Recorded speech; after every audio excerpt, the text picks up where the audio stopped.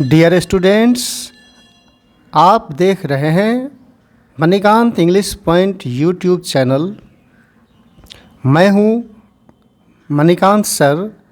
इस वीडियो में मैं आपको सेंटेंस को चेंज करने का संक्षिप्त नियम के बारे में बताने के लिए जा रहा हूं। आप यहां देख सकते हैं लिखा हुआ है अफर्मेटिव सेंटेंस को नेगेटिव इंट्रोगेटिव और इंट्रोगेटिव नेगेटिव सेंटेंस में बदलना, और यह एक संक्षिप्त नियम पर आधारित है। अफर्मेटिव सेंटेंस की जहाँ तक बात है तो अफर्मेटिव सेंटेंस के हिंदी के वाक्यों में या तो एक वर्ब आते हैं या नहीं तो फिर दो वर्ब आते हैं। यदि एक वर्ब आएंगे तो इसे S प्लस भी प्लस ओ से बनाएं और दो भी आने पर S प्लस एच भी प्लस एफ भी और ओ से उसका अनुवाद करें। और नंबर 2 पे नेगेटिव सेंटेंस है। नेगेटिव सेंटेंस को बनाने का संक्षिप्त नियम यह है कि जो अफर्मेटिव सेंटेंस में जो हेल्पिंग वर्ब रहते हैं उस हेल्पिंग वर्ब में नॉट लगा देने से कोई सेंटेंस नेगेटिव बन जाता है। और इंट्रोगेटिव बनाने के लिए अफर्मेटिव सेंटेंस के जो हेल्पिंग वर्ब होंगे उसे आगे कर दें। और इंट्रोगेटिव नेगेटिव बनाने के लिए इसका भी नियम इंट्रोगेटिव के जैसा ही है, और यदि इस नियम पर नहीं बने तो फिर इस नियम का फॉलो करें। जैसे helping verb plus subject plus not plus finite verb plus object या अदर वर्ड। अब मैं आपको इससे संबंधित उदाहरणों को दिखा रहा हूँ। जैसे कि यह एक अफर्मेटिव सेंटेंस लिखा हुआ है, Ram has written a letter. अब इसका नेगेटिव बनाएंगे तो नेगेटिव बनाने के लिए ऊपर नियम दिया गया था, मैं एक बार फिर से दिखा रहा हूँ। नेगेटिव बनाने के लिए हेल्पिंग वर्ब में नॉट लगा देना है। तो Ram has written a letter में हेल्पिंग वर्ब हैज़ है तो हैज़ में यहाँ सिर्फ नॉट लगा देंगे तो यह सेंटेंस नेगेटिव हो जाएगा। आप उदाहरण में देख सकते हैं, जैसे Ram has not written the letter, तो यहाँ हेल्पिंग वर्ब में नॉट लगा दिया गया है। और लेटर को आप ए लेटर और द लेटर दोनों लिख सकते हैं। जब ए लेटर लिखेंगे तो इसका मतलब यह हुआ कि यह पत्र साधारण है, और द लिखने से यह पत्र विशेष हो जाता है। अर्थात ए प्रतीक है किसी विषय वस्तु के साधारण होने का AN, और द प्रतीक है किसी वस्तु के विशेष हो जाने का। अब आप इंट्रोगेटिव सेंटेंस देखें, यह इंट्रोगेटिव किस तरह से बनेगा, प्रश्नात्मक। तो नियम यहाँ आपको दिया हुआ है, हेल्पिंग वर्ब को आगे कर देना है। तो Ram has written a letter का हेल्पिंग वर्ब हैज़ है, हैज़ को सिर्फ आगे कर दिया जाएगा। तो has Ram written the letter, और फिर इंट्रोगेटिव नेगेटिव के लिए बस नियम समान है। फिर भी आप इसे देखें, हेल्पिंग वर्ब मांग रहा है तो हैज़ हेल्पिंग वर्ब है, सब्जेक्ट राम हुआ, नॉट मांगा जा रहा है नॉट देंगे, फुल वर्ब तो रिटेन और फिर ऑब्जेक्ट द लेटर। तो इस तरह से has Ram not written the letter. तो इस तरह से ये हैज़ पर आधारित है। अब मैं आपको वर्ब 1 और वर्ब 2 वर्ब 5 इत्यादि पर आधारित वाक्यों को दिखा रहा हूँ।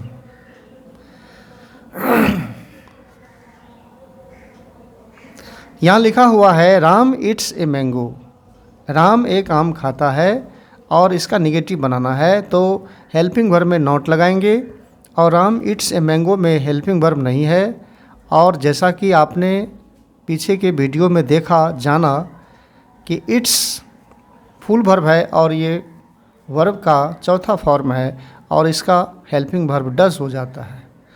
तो इस तरह से डज हेल्पिंग वर्ब प्राप्त हो गया। अब आप इस डज को रखें और उसमें नोट लगा दें। और यह जो डज रखा जाएगा यह सब्जेक्ट के बाद या नहीं तो फुल वर्ब से पहले, अर्थात सब्जेक्ट और फुल वर्ब के बीच में हेल्पिंग वर्ब को रखा जाता है। तो डज लगा दें और फिर नॉट। तो इस तरह से राम डज नॉट और इट ए मैंगो, यहाँ इट रखेंगे क्योंकि यहाँ इट्स है, तो यहाँ इट कर देना पड़ेगा क्योंकि डज लगे रहने से यह जो V4 है अब वह V1 में ट्रांसफ़र कर जाएगा। अगर यहाँ पर इट्स रखेंगे तो यह सेंटेंस गलत हो जाएगा। फिर है इंट्रोगेटिव सेंटेंस, प्रश्नात्मक। तो किस तरह से बनाएंगे? अभी आपने ऊपर नियम देखा कि हेल्पिंग वर्ब को आगे कर देने के लिए, तो राम इट से मैंगो का हेल्पिंग वर्ब आपको ज्ञात है डज, तो फिर डज को आगे रख दें तो फिर हो जाएगा does Ram it a mango. और इंट्रोगेटिव नेगेटिव बनाने के लिए does Ram not it a mango. यदि हम इस रूल को फॉलो करेंगे तो फिर वह इस तरह से ही अनुवाद हो जाएगा।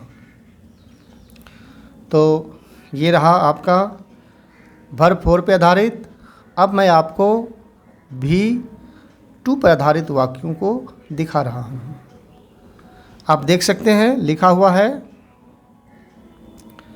और V2 को दिखाने से पहले मैं आपको V1 पे दिखा देता हूँ। अफर्मेटिव सेंटेंस है आई राइट ए लेटर, मैं एक पत्र लिखता हूँ। और इसका नेगेटिव सेंटेंस किस तरह से बनाया जाएगा? तो इसमें V1 है तो इसका हेल्पिंग वर्ब डू हो जाता है और डू में नॉट लगा देंगे तो फिर I do not write a letter.